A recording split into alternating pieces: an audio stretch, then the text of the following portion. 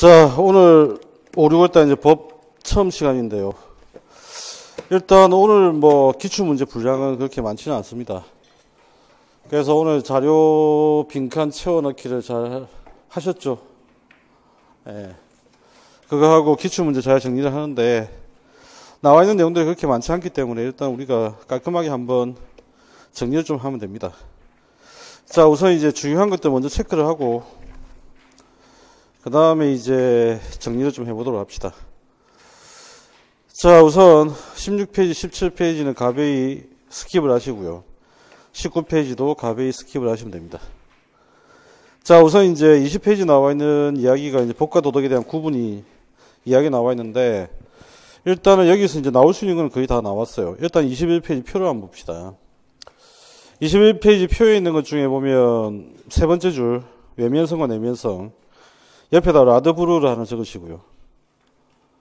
그 다음에 이제 합법성과 타율성, 도덕적 자율성 같은 경우에는 칸트 이야기입니다. 그죠? 그래서 그것들을 체크를 하나 해 두시면 되고요. 자, 그 다음에 이제 법치주의로 가시는데, 법치주의는 아직 시험에서 아무도 물어본 적은 없습니다. 근데 어쨌든 실제적 법치주의 옆에다 하나 적어 두셔야 되겠지. 뭐죠? 어떤 제도입니까? 헌법재판이라고 하는 겁니다. 그죠? 헌법재판.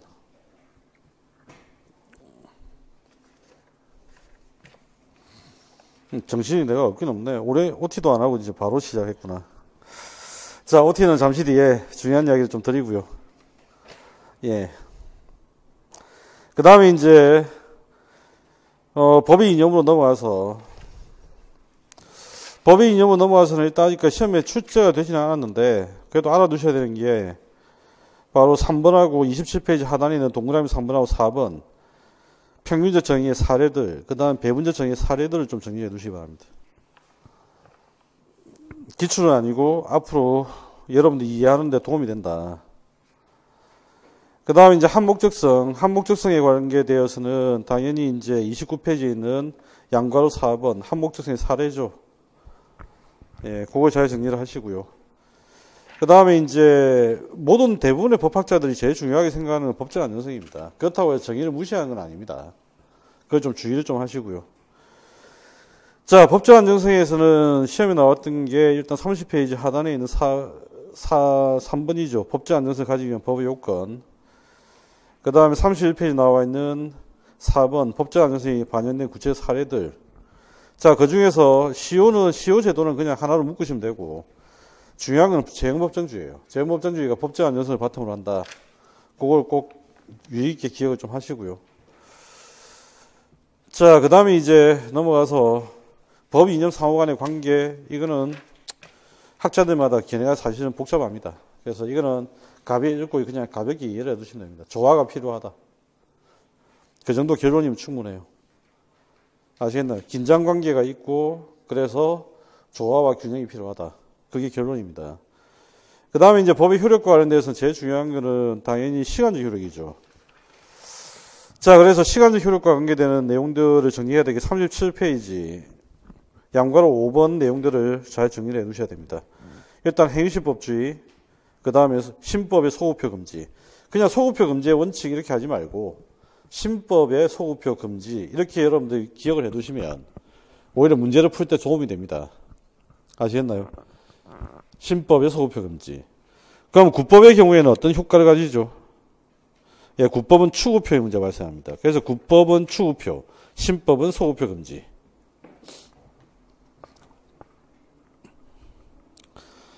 그 다음에 이제 장소 효력과 인적 효력은 그냥 가벼이 보시면 되고, 나중에 하나 연결해서 정리를 좀 하겠습니다. 그 다음에 이제 법의 유형과 적용에서 그리고 법률 관계 문제인데, 일단은 이제 자연법과 실정법이 나와 있죠. 그죠? 그래서 우리가 법과 도덕을 연결시켜야 됩니다. 그래서 자연법 밑에다가 도덕, 실정법 밑에다가 예, 법이라고 일단 적어 두시면 됩니다. 그래서 이 법과 도덕의 관계가 자연법과 실정법의 관계로 발전되어 간다. 이렇게 보시면 되고요. 일단은 이제 시험에서 나왔던 거는 당연히 40페이지 맨 밑에 있는 플라톤과 아리스토텔레스, 스토아과를 거쳐 스콜라 학파의 아퀴나스. 그죠? 이게 이제 시험에 나왔던 건데, 제가 보기에는 교양이거든요. 그 다음에 우리는 정치사상에서도 했는데, 이걸 왜 틀리고 왔을까? 약간 궁금하긴 해. 그 다음에 이제, 43페이지에, 자, 2번입니다. 자연법과 실정법의 밀접한 관련성이라고 하는 거. 어떤 관련성이 있느냐. 바로 그 이야기죠. 그 다음에 이제 넘어가서 44페이지. 법원 문제입니다. 그죠? 법원의 문제는 성문법과 불문법의 문제입니다.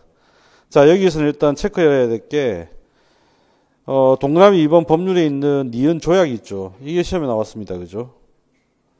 그래서 이걸 반드시 알아두시고, 국제법이지만 국내법적 효력을 가진다. 그 다음에 나머지 내용들은 기출이 없습니다. 그 다음 46페이지 가시면 불문법이 나오는데 불문법의 관습법의 의미를 쓰는 거 이게 시험에 한번 나왔습니다. 그죠?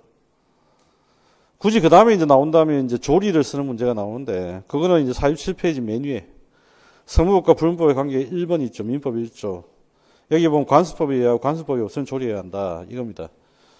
이게 아직도 기억나는 건데 사실 좀 기분이 나빠서 기억이 나요. 왜 기분이 나빴냐면 그때 모의고사에 제가 출제했던 게 조리를 빈칸으로 비웠거든요.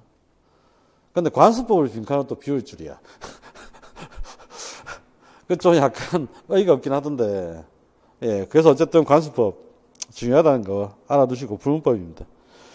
그 다음에 내려와서 47페이지에 보면 동그라미 2번에 국제사법입니다. 국제사법이고 국제사법과 관련되는 제일 중요한 키워드는 뭐냐면 외국적 요소가 있는 사적인 법률관계.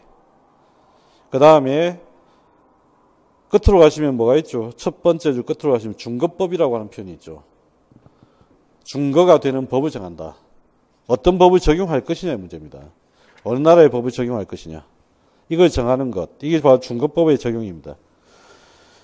자, 그 다음에 이제 법이 규율한 생활 관계를 중심으로 해서 공법과 사법, 사회법인데 공법은 당연히 법치주의, 사법은 사적 자치입니다. 그죠? 사적 자치인데 국가가 개입하는 경우가 있습니다. 사회법이잖아요. 그죠? 자, 근데 사회법의 등장 배경은 알아두셔야 되죠. 왜냐하면 이제 시험에 한 번씩 나오니까. 두 번째 주입니다. 빈부의 격차나 계급 대립이 심각한 사회 문제. 자, 이것 때문에 사회법이 도입된 거예요. 반드시 알아두시고. 그 다음에 이제 실체법과 절차법이라고 하는 것은 이건 뭐 기본 내용이니까 알아두시면 되겠고.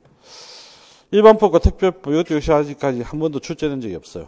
그래서 법 적용의 원칙은 출제된 적이 없다. 그 다음에 법 해석은 우리가 알아둬야 될 건 53페이지 가면 논리 해석의 유형인데 논리 해석을 어떻게 하냐 문제는 속성과 외연을 따지는 겁니다. 그런데 저는 이거에 대해서 굉장히 반대를 합니다. 왜냐하면 속성과 외연을 법학자들이 잘 몰라요. 중요한 거는. 왜냐하면 논리학을 배웠어야 되는데 한국의 법학 교육의 흐름상으로 볼 때 논리학을 배운 적이 없어요. 여기 여러분들 다양한 전공들 가지고 계시지만 여러분들 기초학문으로서 논리학 배운 적 있으세요? 없잖아. 그러니까 논리학을 배워야 이게 속성과 외연을 제대로 구분할 수 있는데 논리학을 안 배우면 국내 환경에서 속성과 외연을 구분한다. 이건 절대 있을 수가 없는 이야기야. 그래서 이거는 이제 깊이 있게 출제가 되지 않는다. 이거 알아두시고 중요한 해석 방법은 3번의 유추 해석과 4번의 물론 해석이 중요합니다. 그래서 유추 해석과 물론 해석이라고 하는 것들을 알아두시면 되고요. 그 다음에 55페이지로 가시면 법의 적용 나옵니다. 그죠? 법의 적용 나오는데 법의 적용을 어떻게 할 거냐 그 이야기입니다.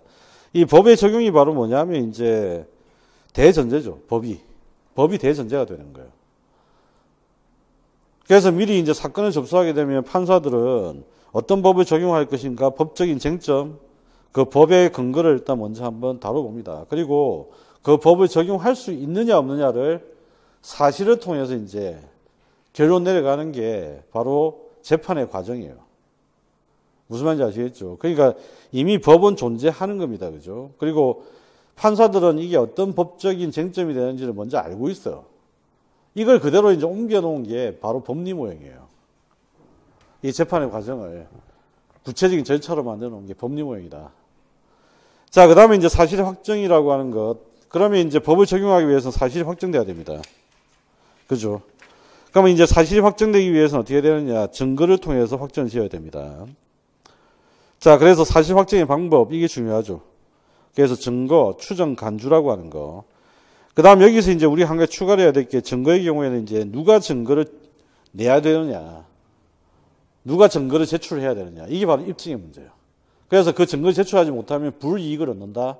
그게 바로 입증 책임이에요. 이해되시나요? 그래서 누가 증거를 제출해야 되느냐. 그리고 증거 제출 못했을 때 누가 불이익을 입느냐. 그 얘기인데 아직 시험에 안 나왔지만 제가 볼 때는 한번 기본적인 내용이니까 물어볼 만한 거. 디귿의 입증 책임에 보면 밑에서 네 번째 줄 민사소송에서 누가 입증 책임을 지지? 원고. 형사소송에서 누가 입증 책임을 져요? 검사입니다. 근데 이거 만약에 그냥 시험 문제 되면 틀림없이 형사소송 여기에도 원고가 입증 책임을 진다고 적고 나올 가능성이 높아. 분명히. 그런 사람들 내가 볼 때는 많거든요, 꽤. 그러니까 이거는 생각보다 민사소송과 형사소송의 차이점이기 때문에 이건 반드시 꼭 체크를 해 두시라. 그 다음에 이제 추정. 그 다음에 3번 간주. 자, 이거고요. 지난번에 합격을 해서 지금 평택에, 올해 합격을 해서 평택에 배정을 받았던 그 친구가 지난번에 한번 왔었던, 얼굴 보실 수도 있는데, 그 친구가 와서 이제 밥 먹다가 했던 말이 무슨 말이냐면, 그 오프라인에 오는 사람들한테만 꼭 진실을 이야기해달라. 모의고사 때. 무슨 말이냐면, 오프라인에 온 사람들한테만 이야기를 좀 해주면 안 되겠냐. 웃으면 농담처럼 그렇게 이야기 하더라고요. 왜냐하면 이제 이게 소문이 다 난다. 그래서 어디에 나올 건지, 이게 자기는 열심히 오프라인에 나와가지고 열심히 강의 들었는데, 그랬는데 이게 온라인에서 어쨌든 다 알고 소문이 다 나서, 그게 기분이 나쁘다. 뭐 이렇게 표현하던데, 뭐 그럴 수도 있을 것 같긴 해. 근데 어쨌든, 공개적으로 이야기할 수 없는 건 분명히 있긴 해요. 그런 경우는 이제 제가 마이크를 안 대고 이야기하지만, 그런데 뭐 예측하는 거야. 제가 근데 이야기해 준다고 해도 다 맞추는 건 아니거든. 그냥 그런 건 걱정 안 해도 됩니다. 그죠? 그래서, 청기 누설을 조심해야 되겠다. 자, 그 다음에 이제 보면 추정과 간주 한번 봅시다. 간주에 보면 이제 법원의 결정을 통해서 번복이 가능하다는 거, 이 부분이죠. 간주는 오로지 어떻게 했냐면, 간주는 법으로 인정하고, 그 다음에 법원이 취소할 수 있다. 이렇게 적어 놓으세요. 간주 옆에다가. 간주는 법으로 인정하고, 법원이 취소할 수 있다. 이렇게 정리를 해 두시기 바랍니다. 추정은 그럴 필요 없습니다. 그냥 반증만 하면 됩니다. 반대 증거만 제출하면 돼요. 그런데 간주는 법으로 인정합니다. 그리고 취소는 법원이 해야 됩니다. 그러면 공무원이 취소할 수 있습니까? 간주를? 당연히 못합니다. 그죠? 그러니까 제가 법원이라고 명시했던 이유는 공무원은 안 된다는 이야기예요. 그걸 확실하게 기억을 해 두시기 바랍니다. 제가 이제 그냥 이 이야기를 안 하면 또 어떤 친구들은 어떻게 고민하냐면, 그럼 공무원은 어떻게 되지? 당연히 안 되는데. 근데 꼭 와서 물어봐요. 그럼 공무원 됩니까? 공무원 됩니까? 안 됩니까? 물어보는 친구들 꼭 있어요. 질문하는 친구들이. 아시겠죠? 그래서 명시적으로 이야기할 때는 딱 법원만 되는 겁니다. 그 다음에 이제 특별법 우선의 원칙, 법률 불소의 원칙 쭉 나와 있는데, 이거는 나중에 간단히 정리하고요. 그 다음에 이제 법의 모든 내용들은 법률 관계입니다. 법률 관계. 그래서 이 법률 관계라고 하는 것을 잘 이해를 해야 된다. 그래서 이걸 나중에 우리가 이해하는 거는 개별 법 파트에서 한번 개별적 정리를 좀 해보고요. 자, 이제 OT를 좀 합시다. 이 순서 좀 바뀌긴 했는데, 예. 이게 오후가 되니까 저도 비몽사몽하네요, 보니까. 자, 일단은 여러분들 이걸 좀 이해를 하셔야 됩니다. 뭐냐면, 일단은 이제 교과교육론이라고 하는 파트가 있고, 그 다음에 우리가 이제 흔히 말하는 교과 내용학이라고 하는 파트들이 있어요. 그죠? 그러면 이제 교과교육론은 지금 현재 말씀드렸던 대로, 일단은 이제 모든 90%의 주제가, 90%가 기출 주제예요. 그러면 여기서 제일 핵심은 뭐냐면, 변형이라고 하는 것이 가장 중요하다고 했습니다. 그죠?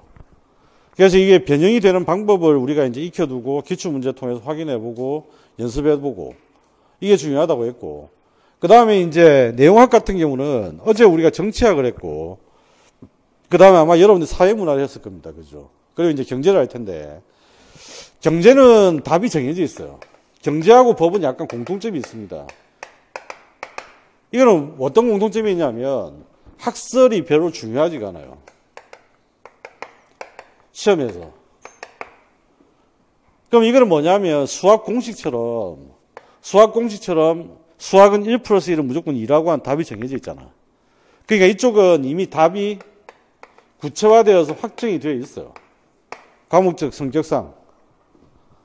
그러니까 이거는 이제 기본적으로 뭔가를 말을 만들어내고 이걸 문장을 만들어내고 하는 거 신경 쓸 필요가 전혀 없는 거야. 딱 정해져 있기 때문에.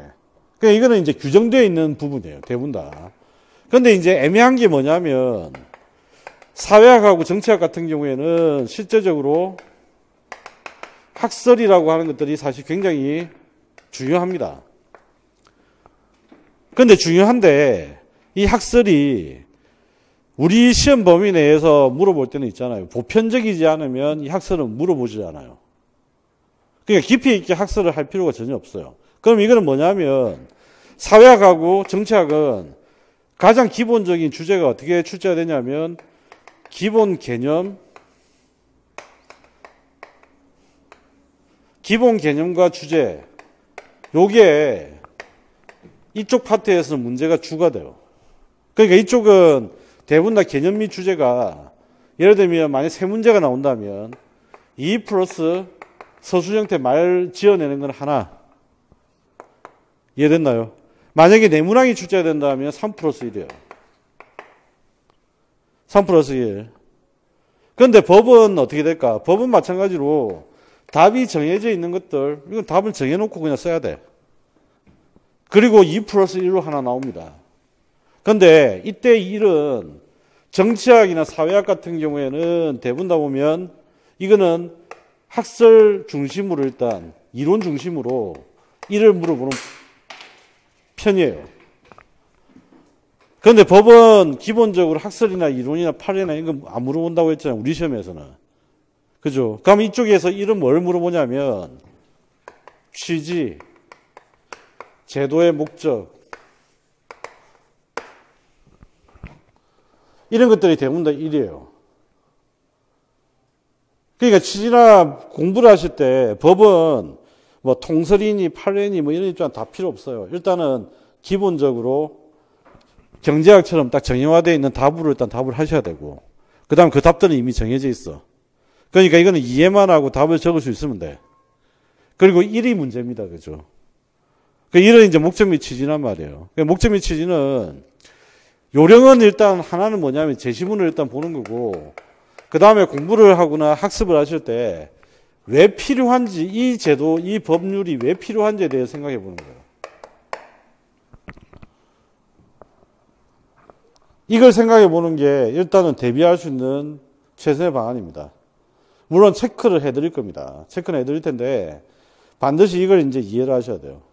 그래서 법도 마찬가지로 지금 법 같은 경우에는 우리가 기출의 어떤 경향이라고 한다면 변형하고 관련 개념하고 그 다음에 이제 심화라고 했는데 법은 아직까지 심화로 안 들어갑니다. 심화로 안 들어가고 법 파트 같은 경우에는 일단 변형이 되는데 이 변형은 헌법하고 민법하고 형법을 중심으로 변형이 돼요. 그러니까 이거는 이제 헌법하고 민법하고 형법은 출제를 할 수 있는 범위가 제가 볼 때는 거의 한 80% 나왔어요. 그러면 남아있는 20%가 아직까지 덜 출제됐다는 이야기인데 이건 이제 새롭게 들어온다는 이야기예요. 그런데 형법은 새롭게 들어올 게 없어요. 새롭게 들어온다 해봐야 형벌이나 형사재판의 내용 몇 가지밖에 없어요. 민법은 제가 볼 때는 거의 다 들어왔어요. 그 다음에 이제 헌법도 이제 거의 다 들어왔지. 한 10% 정도 남았나? 권한에서, 통치구조에서. 그 다음에 이제 기본권을 물어보는 거. 그 두 가지 정도. 그 다음에 관련 개념을 요즘에 최근에 많이 물어봅니다. 생각보다. 관련 지어서. 이거는 이제 주로 어디서 물어봤냐면 민법에서 주로 많이 물어봅니다. 개념과 개념의 관계 문제. 그냥 불법 행위 책임하고 채무 불이행 책임. 제조물 책임과 하자담보 책임. 이해되셨나요? 그러니까 이거는 이제 주로 보면 관련 개념 용어들 문제. 이거는 한꺼번에 비교를 해야 되는 문제들이지. 이거는 이제 정리를 하셔야 돼요. 그 다음에 여기다가 이제 심화라고, 만약에 법에서 심화라고 한다면 여러분이 제일 난감해 하는 거. 이 거짓기잖아.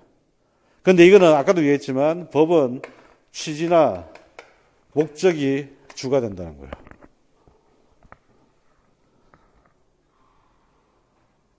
그래서 이걸 여러분들이 꼭 기억을 하셔야 되겠고, 중요한 법들 같은 경우에는 나중에 그 자료에다가 취지나 목적 같은 것들을 우리가 연습을 해볼 겁니다. 그래서 일단 그런 것들을 한번 꼭 체크를 해두시고 정리를 하시면 뭐 별 문제는 없다. 그리고 나머지 OT 내용들이 다들 아시니까 뭐 확인하시고요. 그 다음에 이제 그 금요일 하는 특강은 어쨌든 목요일로 바꾼다고 했습니다. 제가 어제 공지를 한 것 같은데 아까 공지를 안 한 듯한 안 했다고 하는 의견이 있는 것 같아서 목요일 합니다. 자, 그렇게 정리를 하고요. 그 다음에 이제 강의 일정이 나와 있으니까 미리 기출 문제를 풀어오시라. 아시겠죠? 그 다음에 이제 현장에 와서는 여러분들이 자료에 있는 것들을 채워넣어라. 일단 이게 이제 여러분들 해야 될 일 되셨나요? 그래서 일단은 이제 이 부분에 대해서 초점 맞추고 정리를 할 겁니다. 그래서 이 부분이 이제 어떻게 나오는지 한번 정리를 하시고요. 요즘에 어쨌든 이게 중심이 되니까 아시겠나요? 그래서 드디어 이제 법도 어떻게 되냐면 변형 형태의 문제들이 거의 한 50% 차지하기 시작을 했어요. 옛날에는 법 같은 경우에는 한 문제가 변형이고 나머지 두 문항은 우리가 처음 출제되는 것들이었는데 지금 현재는 법 문제 같은 경우에는 50%는 변형이고 그 다음에 지금 현재 나머지 50%는 출제가 돼야 되는데 아직 그 출제가 안 되고 있는 부분 중에 중요한 것들이 하나씩 들어오고 있는 거예요.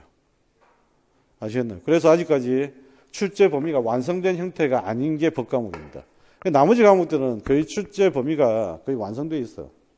거기서 변형하고 그 다음에 말씀드렸던 대로 심화되는 거 이거밖에 없어요. 이해됐나요? 그래서 우리가 이것도 역시 이렇게 이야기하면 학설과 이론을 또 복잡하게 정리하실 때 그게 아닙니다. 아까도 이야기했지만 보편적인 거 이걸 중심으로 해서 정리를 하는 거다. 그래서 일반적인 걸 중심으로 정리하는 거지 깊이 들어가는 건 아니라는 거 주의를 좀 하시고요. 자, OT는 여기까지.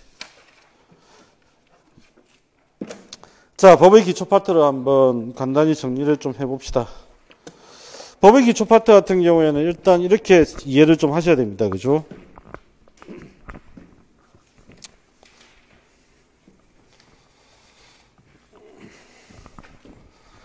자, 사람들이 일단 모여서 시작을 합니다. 그러면서 사람들은 사회라고 하는 것들을 만들어냅니다. 그리고 사회의 한 영역 중에 이제 형태를 알 수는 없지만 추상적인 국가라고 하는 공적 영역을 만듭니다. 그죠? 그리고 사람들은 이 사회 내에서 갈등과 분쟁이라고 하는 것들을 경험하게 되고요.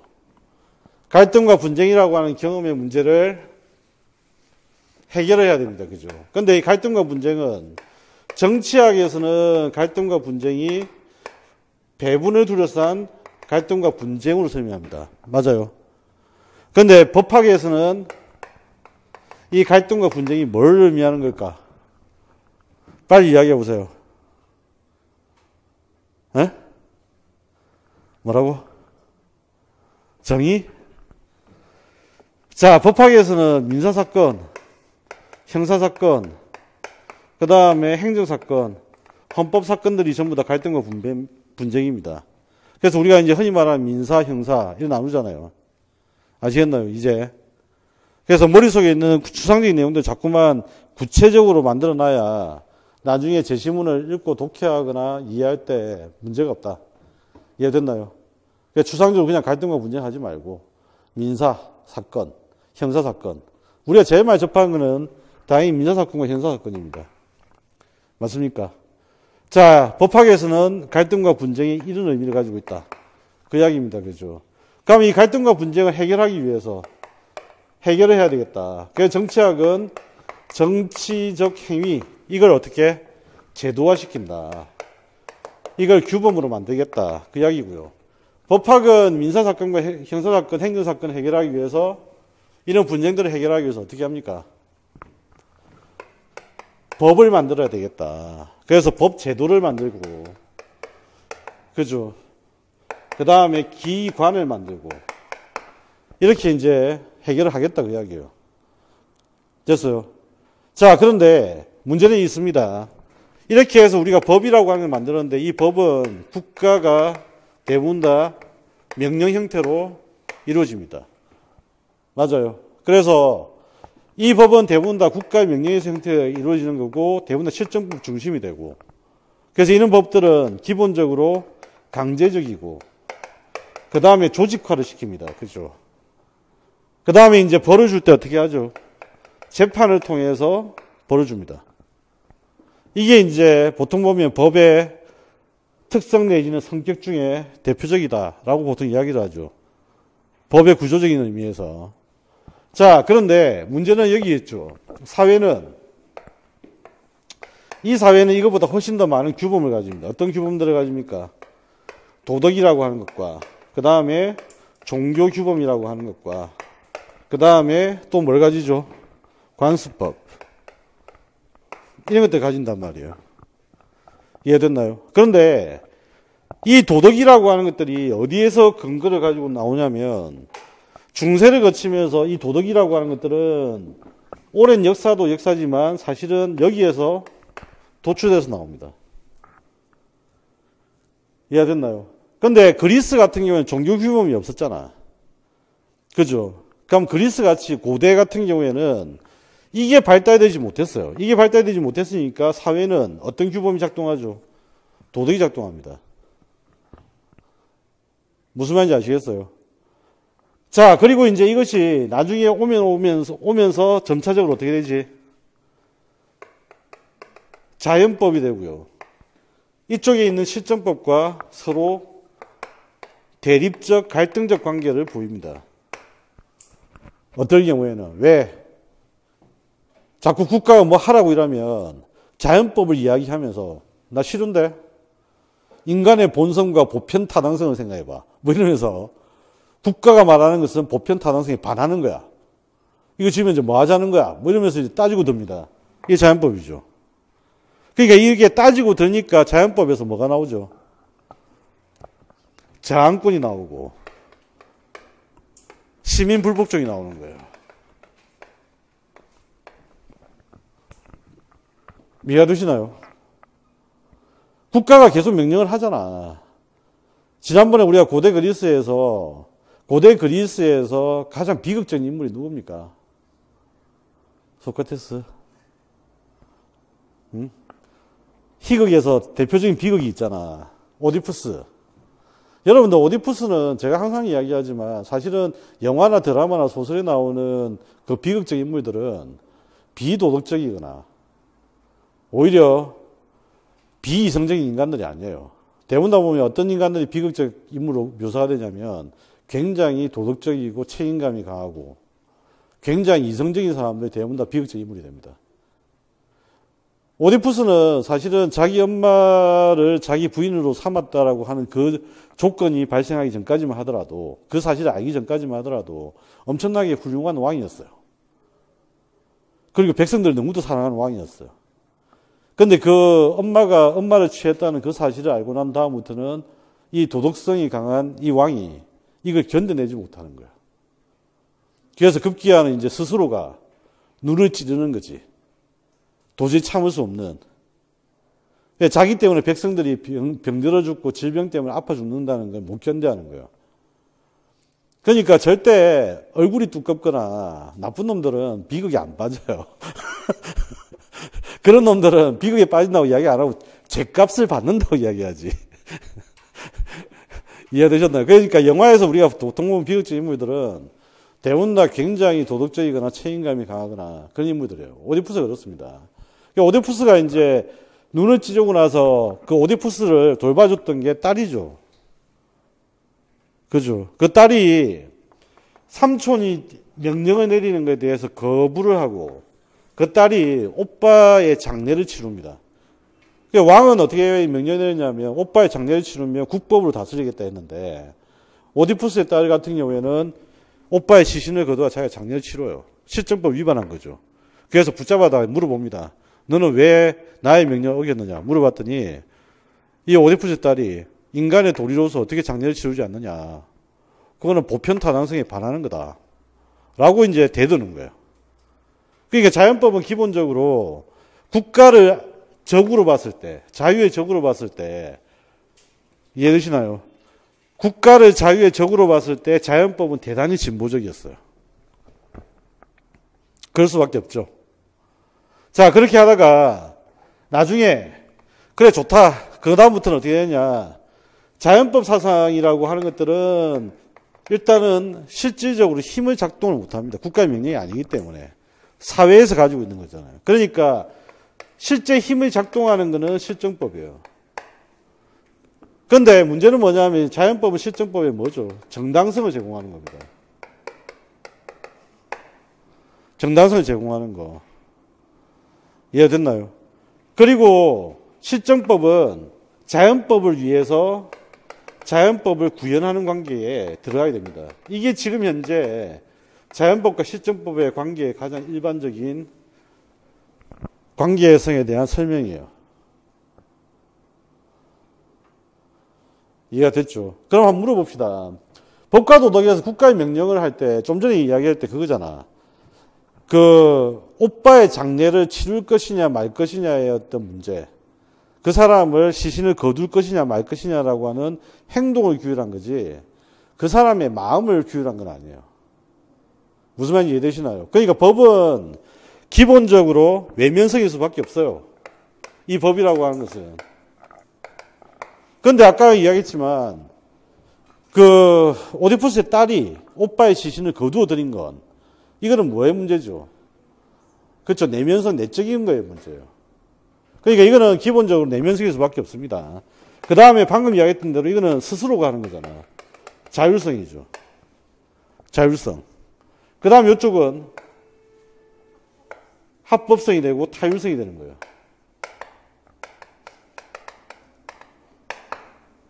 타율성이 되는 겁니다. 그래서 자연법 사상을 가지고 있는 사람은 대부분 다 보면 도덕성의 발로라고 표현을 많이 씁니다. 시민불복종하는 사람들한테 이야기를 하면 인간이 가지고 있는 도덕성의 발로다. 나는 도덕성에 기인해서 이걸 주장하는 거다. 그러니까 시민불복종 운동은 폭력적이면 됩니까? 안 됩니까? 안 됩니다. 왜냐하면 도덕성을 확보해야 되거든요. 이해가 되시나요?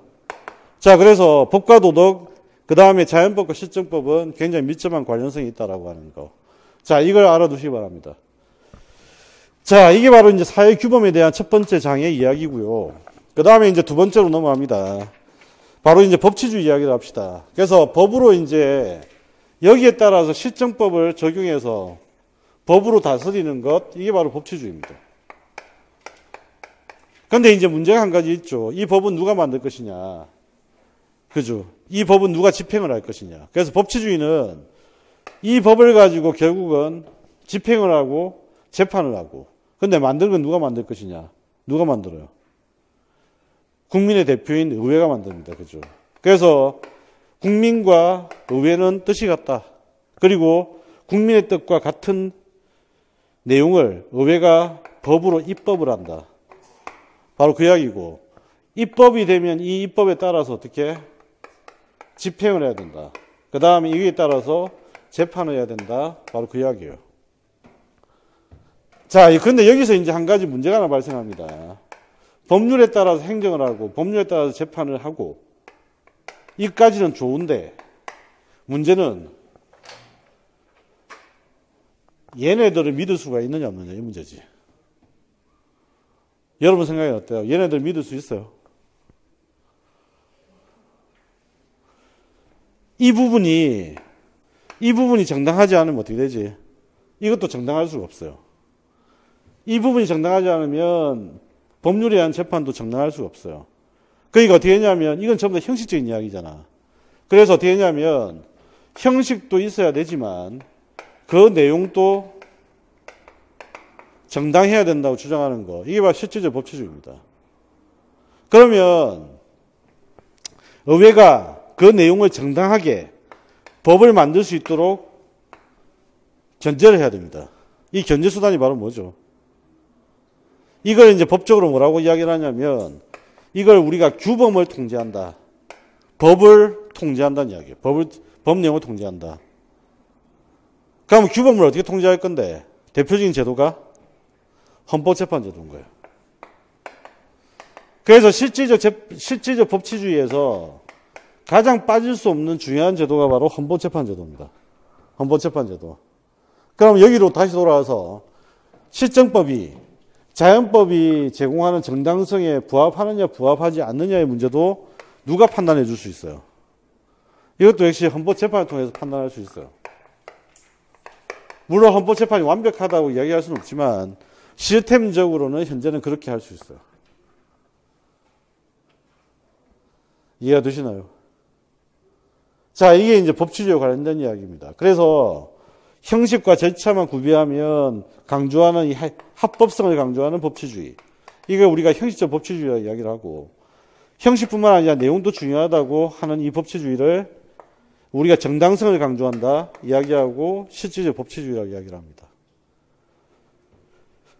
자, 그 다음에 이제 이야기는 이제 이 법으로 통치를 할 때, 그러면 이런 것들이 법으로 통치할 때 그 통치가 제대로 이루어지려면 법의 목적이 정당해야 됩니다. 그래서 이 법의 목적이 정당하냐 정당하지 않느냐 따지는 게 바로 뭐죠? 이게 바로 법의 이념이라고 하는 거예요. 법이 추구하는 목적. 법이 추구하는 목적. 법이 추구하는 목적이 정당하냐 정당하지 않느냐. 이것도 역시 누가 판단해요? 헌법재판소가 판단할 수 있죠. 헌법재판소가 판단하잖아. 그래서 우리가 과잉금지의 원칙에 뭐가 있습니까? 목적의 정당성. 그렇지. 수단의 적절성. 그런데 그게 중요한 건 목적의 정당성을 먼저 판단하잖아. 그게 바로 뭐죠? 법 이념의 한목적성이죠. 법의 이념의 한목적성에 부합하느냐 부합하지 않느냐. 그래서 법의 이념이 나오고 법의 이념은 라드브루라고 한 사람이 기준 잡을 때 어떤 사람은 이제 정의하고 법적 안정성 두 가지로만 구분해야 된다 주장하는 사람도 있어요. 그런데 라드브루는 어쨌든 정의, 한목적성, 그 다음에 법적 안정성 이렇게 세 가지로 나눠서 이야기합니다. 정의라고 하는 것은 이때 정의는 형식적 의미를 이야기합니다. 정의로워야 한다 법은. 이건 대원칙이다. 그러면 이제 정의를 판단할 때 기준이 되는 것은 뭐냐라고 했을 때 정의의 구체적인 기준은 바로 평등입니다. 그죠? 평등. 그래서 이 평등이라고 하는 것을 어떻게 이제 판단할 거냐 그 이야기인데 이 평등이라고 하는 것들은 우리가 알고 있는 대로 뭐가 있죠? 아리스토텔에서 이야기했던 것 중에 평균적인 것과 그 다음에 이제 비례성을 따지는 것, 비례적인 것. 두 가지가 있습니다. 그죠? 예, 배분적 정의. 이렇게 이야기를 합니다. 배분적 평등의 문제. 자, 이걸 이제 구체화시키는 거. 근데 이제 여기서 중요한 거는, 그러면 이제 이 평등의 의미에 가장 중요한 건 뭡니까? 같은 것은 같게, 다른 것은 다르게입니다. 그죠? 자, 근데 여기서 궁금해지는 거는 뭐냐? 무엇이 같고, 무엇이 다르다는 건지. 여기에 대한 판단 기준이 없어요. 무슨 말인지 알겠어요? 무엇이 같고, 무엇이 다른지. 그래서 이 형식적 의미를 구체화시키는 게 바로 한목적성. 그래서 이걸 실질적 정의라고 합니다. 그래서 자기의 몫은 자기에게라고 하는 요 기본적인 개념. 한번 물어봅시다. 자기의 몫이 의미하는 게 뭐예요? 어디까지 자기의 몫이에요? 만약에 지금 현재 우리 강의실에 빵이 한 100개가 배달되었다. 자, 여러분의 몫은 몇 개입니까?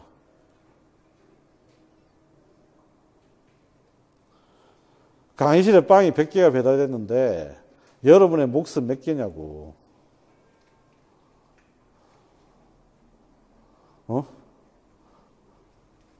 사람 수대로 나눌 수 있는 방법이 있고, 그죠? 자기의 몫을 나눌 때. 그게 아니라 나의 순대로 할 수도 있고. 그러면 이제 존 스튜어트 밀의 말을 빌려서 많이 아는 순서대로 할 수도 있고. 기준이 다양하잖아요. 그러니까 한목적성은 결국 뭐냐면 이거는 상대적이고 가치적인 문제예요. 기준은. 그냥 그 사회에서 무엇을 갖다라고 이야기하는지, 무엇을 몫이라고 이야기를 하는지에 따라, 규정하는지에 따라 한목적성의 내용이 달라집니다. 그래서 한목적성에 보면 몇 가지 분류가 되지. 개인주의적 한목적성, 단체주의적 한목적성, 문화주의적 한목적성, 이렇게 이야기를 합니다. 근데 우리는 어차피 공부를 하는 입장이니까 정치하고 연결해서 이야기를 하면 자유주의적인 가치가 있을 수 있고, 그죠? 그 다음에 공화주의적 가치가 있을 수 있고, 이렇게 이해를 하시면 된단 말이에요. 공동체주의적 가치가 있을 수 있고. 그러니까 한목적성은 결국 상대적이고 가치적이다는 이것 때문에 한목적성이 가지고 있는 가장 치명적인 단점이 바로 뭐냐면, 바로 혼란입니다, 혼란. 그 다음에 갈등이죠. 갈등. 선거가 끝나니까 우리나라 또 언론들이 이제 또 지랄들을 하십니다. 첫 번째 지랄이 뭐냐면 그냥 한마디만 하면 될 걸 계속 슈퍼 정당이라고 해요. 슈퍼 울트라 정당. 그것도 한 문장 이야기할 때마다 슈퍼 정당의 원내대표, 슈퍼 정당을 이끌 사람. 계속 그렇게 이야기합니다. 그거는 이제 사람들한테 어떤 인식을 심어주는 거죠. 못하게 되면 모든 것은 민주당의 책임이 있다. 요걸 이제 프레임을 짜는 겁니다. 그 다음에 두 번째 프레임. 두 번째 프레임은 계속해서 조국 재판을 다시 끌고 나왔어요. 요즘에 갑자기 조국 재판이 다시 나옵니다. 근데 제일 웃기는 건 뭐냐 하면 여전히 조국 재판에서 뭐가 잘못됐는지에 대한 보도는 잘 안 해요. 예. 그래서 계속 어떻게 하냐면 개혁 작업을 하는데 청와대가 부담을 많이 느낄 것이다. 그 다음에 이제 조국 재판이 국민들을 갈라치기를 했다. 이 이야기를 계속합니다. 그런데 누가 갈라치기를 했는지는 그 언론이 사실 반성을 해야 될 문제인데 여전히 언론은 반성을 안 합니다. 자기들이 뭘 잘못했고 뭘 보도를 잘못했는지. 이게 지금 현재 프레임을 짜는 건데 이게 전부 다 좋게 이야기하면 이 이야기잖아요. 가치가 다르다. 상대적이다. 그래서 혼란과 갈등이 생길 수 있다. 그러면 이걸 해결하는 수단이 바로 법이죠. 그러니까 당연히 이걸 극복하기 위해서 뭐가 필요하다?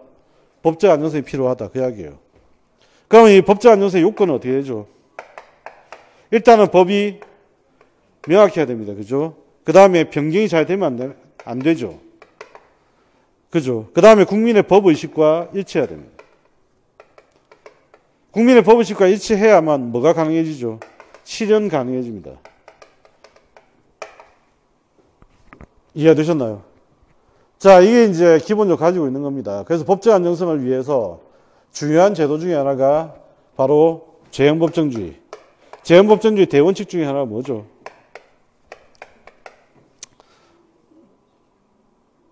행위시법주의죠.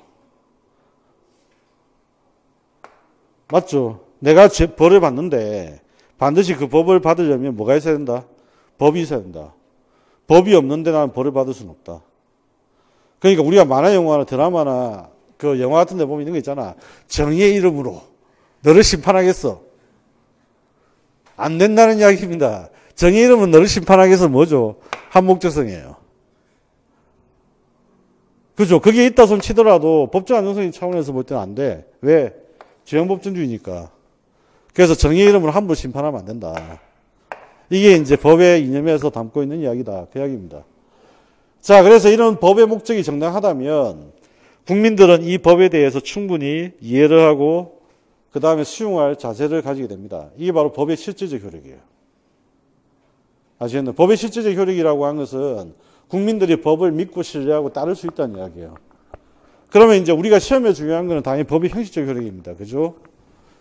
그래서 이런 법을 목적을 가지고 있어야 법의 이념이 있어야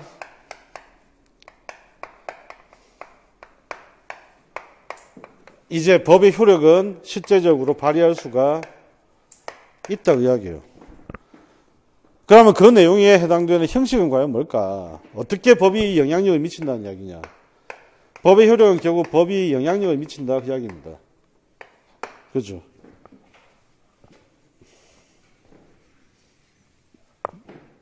자, 법의 영향력은 기본적으로 사회에 영향력을 미친다는 이야기고, 이때 말하는 이 사회, 형식적인 거니까 이건 눈에 보여야 됩니다. 기본적으로 뭐죠? 영토 내죠. 영역 내. 그래서 우리가 이걸 영역 내에 영향력을 미치는 것, 이걸 뭐라 부르죠? 속지주의라고 부릅니다. 영토 내에 영향력을 미치는 거. 이걸 속지주의라고 부르죠. 그럼 여기에 지금 현재 안에 있는 모든 사람들은 법의 적용 대상이다. 그 이야기입니다. 그러니까 내국인이든 외국인이든 법인이든 전부 다 뭐죠? 속지주의가 적용돼서 법이 적용되는 대상이라는 이야기예요. 맞죠? 그런데 문제는 이거죠. 이 내국인 중에 외국에 있다.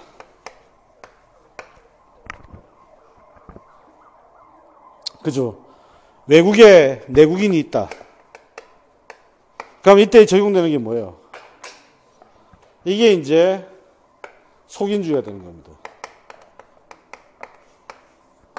속인주의 문제. 영토 내에 적용되는 거는 당연히 속지주의를 근거로 해서는 모든 사람이 다 적용되는 거예요. 결국 속인주의가 문제되는 건 언제? 이때가 문제되는 겁니다. 무슨 말인지 아시겠죠? 여기는 당연히 속인은 당연히 포함되는 거죠. 당연한 이야기고. 이해가 됐나요? 그런데 문제는 이 법이 적용되려면 법이 일단은 유효해야 되잖아요. 그죠? 유효해야 됩니다. 근데 법이 운명을 다 했네. 그럼 당연히 적용될 수가 없지. 그래서 법은 뭘 가지고 있냐면 시간적 효력을 가지고 있어요. 시간이라고 하는 운명을 가지고 있습니다. 시간이라는 운명. UFO를 믿으십니까? UFO를 믿어요. 어떤 학자가 재미난 이야기를 하던데, 전기공학을 전공하신 분인데 UFO에 대해서 되게 연구를 많이 하신 분인데, 그분은 UFO로 어떻게 설명하시냐면 우리의 후손들이 타임머신을 타고 와서 우리를 잠시 보고 간 거다. 이렇게 설명을 합니다. 그렇게 하려면 이제 우리가 결국 화이트홀이 증명이 돼야 되는데, 블랙홀이 아니라 화이트홀이 과연 증명될 수 있는지. 미래를 가는 건 가능합니다. 미래를 가는 건 가능합니다. 불가능하다고요? 가능하다니까. 인터스텔라 영화가 아니라도 우리의 경험에 그게 뭐냐면 시차. 그 시차를 생각해 보라니까. 그게 거월이라니까. 미래를 간다는 게. 그거 시간을 좀 더 빠른 속도로 움직이게 되면 그 시간의 차이가 더 벌어질 거 아니야. 맞잖아. 그게 더 벌어질 거 아니야, 시차가.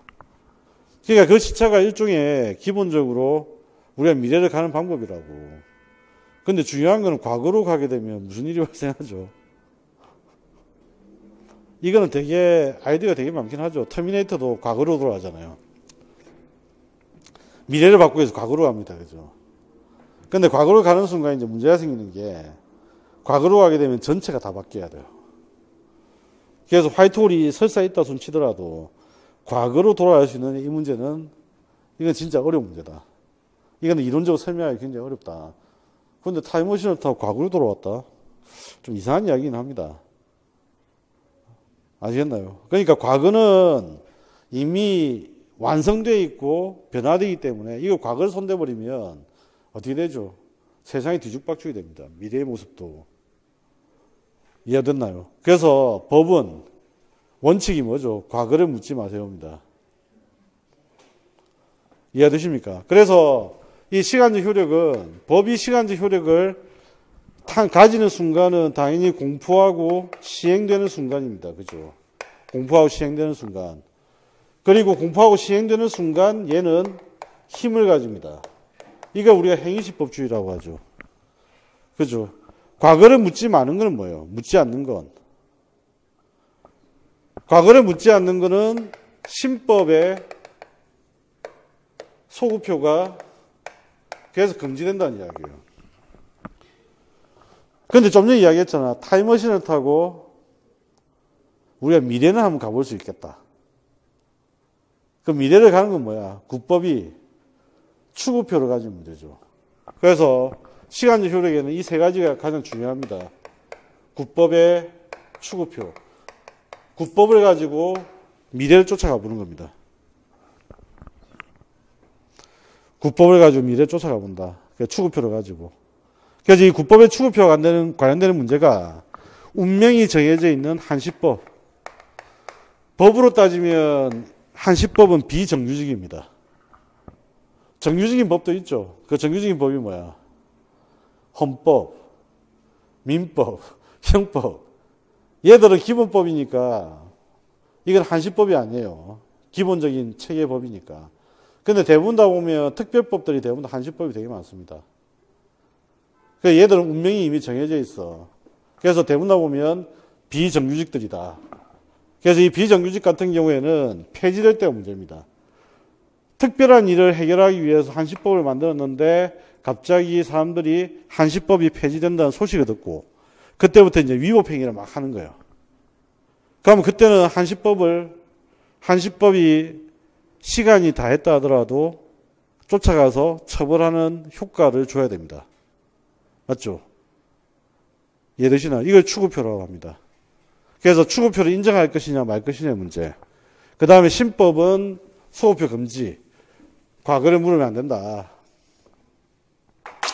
자, 이게 이제 법의 효력에서 가장 중요한 이야기입니다. 되셨나요? 자, 여기까지 하고요. 잠시 쉬었다가 남은 내용 정리하고 헌법으로 한번 넘어가 봅시다.